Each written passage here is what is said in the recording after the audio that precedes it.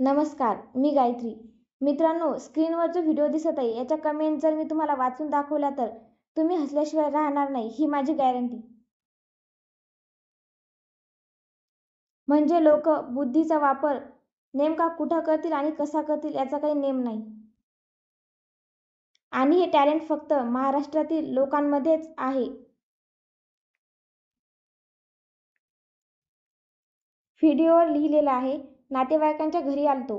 5 बादल्या पाणी टाकून झालं, पण एक पीस जातच नाहीये. चला तर वळूया मजेदार कमेंटकडे. पहिली मजेदार कमेंट आहे, काय जागतिक विषयाला हात घातला भाऊने.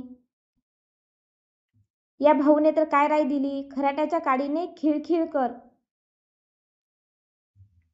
पुढील मजेदार कमेंट आहे, टायटॅनिक बोट बुडाली पण पीस काय बुडाला नाही. श्वास कमी घेत जा, त्यात पण हवा भरली वाटतं. पेपरच्या पुडीत बांधून ठेव आणि पाहुण्याला दे जाताना. डोक्याच्या नसा दुखायला लागल्या हसून हसून, कॉमेंट करत्यांचे आभार हसवल्याबद्दल. कार्यक्रम करायला 1 तास लागतो म्हणून मी पाहुण्या रावळ्यांच्या घरी जातच नाही. आता जोरात ओरड, कोण? काही पण म्हणले का? कमेंटच्या बाबतीत महाराष्ट्रात चॅलेंज नाही. कंटेंटपेक्षा कमेंट्स खूप भारी आहेत. थर्माकॉल खाल्ला की काय? त्याच्यावर आता परत कार्यक्रम कर, म्हणजे वरून जोर पडला की जाईल. भाऊ, तुझ्या प्रसादामुळं इथं कमेंटचा पाऊस पडू राहिला आणि तू बसला बादल्या ओतत.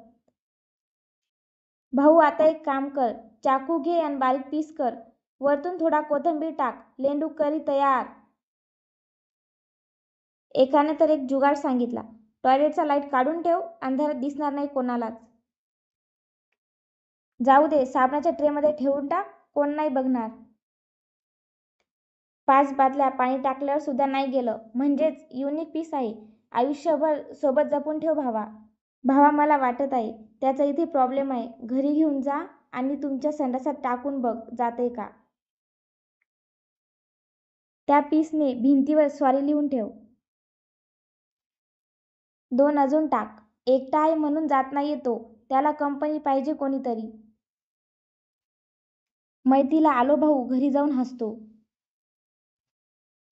कमेंट्स करणारे सर्वच विनर म्हणून घोषित कर भावा आणि एखादा पुरस्कार देऊन टाक. माझ्यासोबत बरेच वेळा झालंय असं. कमेंट वाचायला आलेल्यांनी पगार घेऊन जावा. गोड तेल सोड जरासा. नेम धरून बरोबर छिद्रात कराव की मग. थंडीने आळून बसला असेल त्याला म्हणावं गरम पाणी पिऊन टॉयलेटला जात जावं. झाकण ठेव म्हणजे नरम होईल. फूक मार भाऊ वाऱ्याच्या दिशेने. आणि त्यात नातेवाईकांकडे पाण्याचे प्रॉब्लेम चालू असतात. ते बोलतात, एवढं पाणी कशाला ओतत बसला आहे. साईज बघून कटिंग करत जाना. पोस्ट बघून जेवढं हसायला येत नाही त्यापेक्षा जास्त कमेंट वाचून हसायला येतं.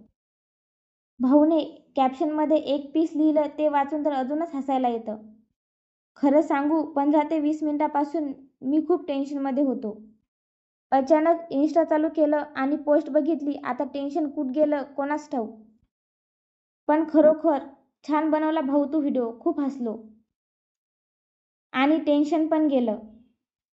व्हिडिओ बघून तुमचंही हसून हसून पोट दुखलं असेल तर लाईक, सबस्क्राईब आणि शेअर नक्की करा. मी गायत्री सध्या थांबते. भेटूया पुढच्या व्हिडिओमध्ये. धन्यवाद.